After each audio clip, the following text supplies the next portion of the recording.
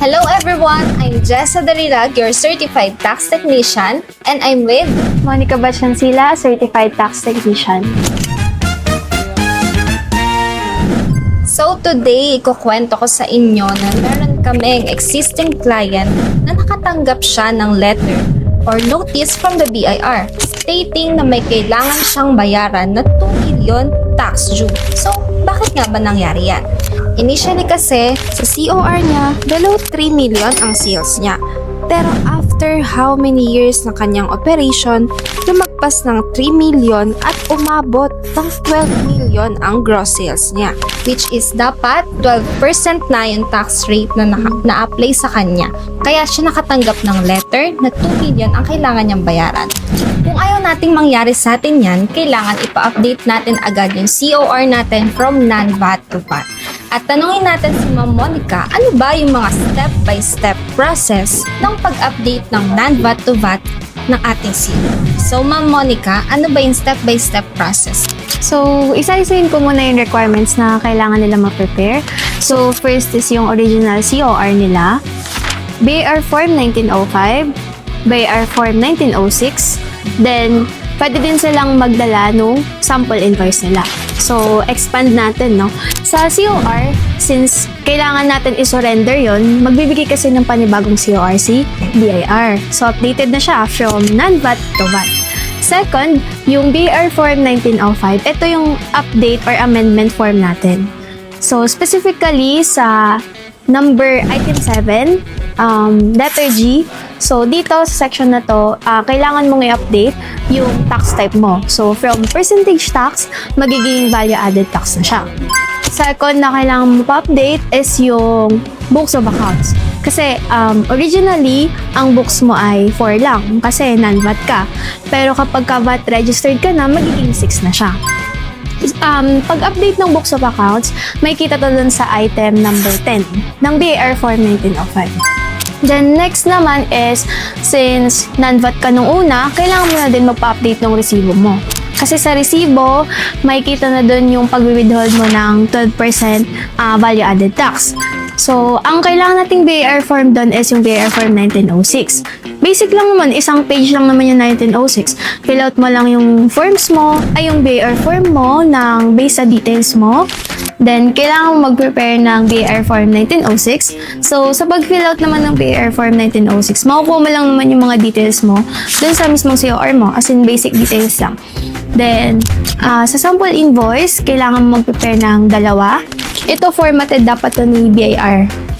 Sa format nila, kailangan mag-reflect na yung VAT. So, sa BIR Form 1906 naman, ito, kailangan to para makapag-apply ka ng panibagong ATP or yung authority to print.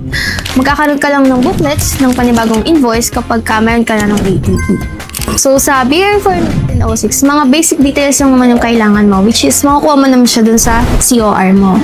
Or yung other details na meron ka, like yung name, ganyan, and then PIN. Then, other naman is kailangan mong i-input dun kung ano yung type of invoice na ipapaprint mo. So, pwedeng service invoice, sales invoice, or then, kailangan makategorize mo na siya as VAT. Kasi dalawang option yun, meron yung non-VAT and then VAT. Then, next naman is, kailangan ng attachment yung 1906 mo. Kailangan mag-prepare ka ng 2 sample invoice. So, pareho lang ng copy yun. As in, kailangan duplicated lang. Then, yung BIR form mo din, kailangan duplicated. So, pag nagpunta ka doon, i-prepare mo na yon na 2 copies each. Bali, sa pag-process din ng amendment natin, i-note na lang natin na mag-undergo pa to ng routing. So, hindi agad may issue yung COR unless yung mga open cases mo or yung mga unfiled returns or may mga kailangan si BIR sa'yo, kailangan ma-present mo muna. So, kung wala naman nun, may mga RDO naman na nag-i-issue agad ng COR. So, pwede ka nang mag-apply ng ATP o di kaya magpa-update sa yung books of accounts. So better pala na before tayo pumunta sa RDO is prepare na yung ating mga forms na kailangan fill upan and kailangan i-sure natin na updated yung books of accounts na. And may tanong pala ako na paano kapag nakita dun sa routing na may hindi tayo na-file na returns, so hindi agad natin ma-proceed yung pag-update ng non-VAT to VAT?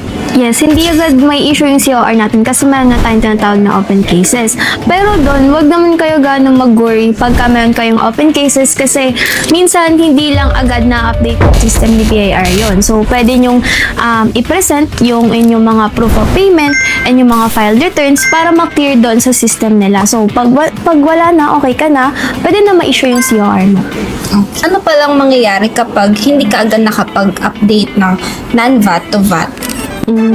From the time na ma-reach mo yung or mag-exceed ka doon sa 3 million na threshold, pwede kasing masubject ka sa surcharge, interest, and compromise penalty. Kasi from that time, kailangan nakapag-update ka na. So, kailangan nagbabayad ka na ng 12% na tax natin yan. So, another case din na pwedeng mangyari sa'yo, hindi mo ma-claim yung input tax na tinatawag.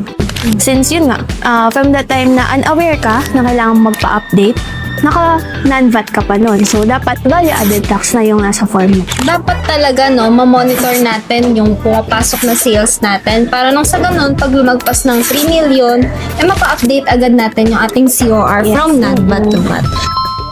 Here at Upturn Business Solutions, we offer services to support your business. Need assistance or have a questions? Get in touch with us today or scan our QR code to get started.